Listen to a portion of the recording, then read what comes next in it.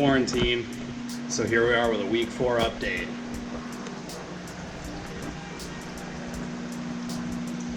Tomatoes are pretty much taken over. Peppers are having a fight for their life. I think there's a little bit too much red spectrum in the light because my beans are already starting to flower.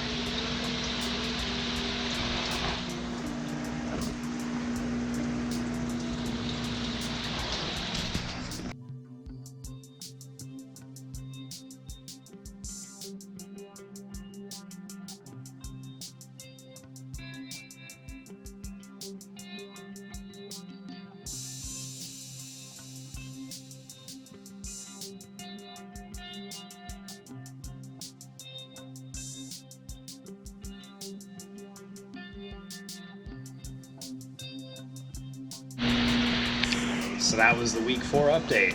Stay tuned for week 5.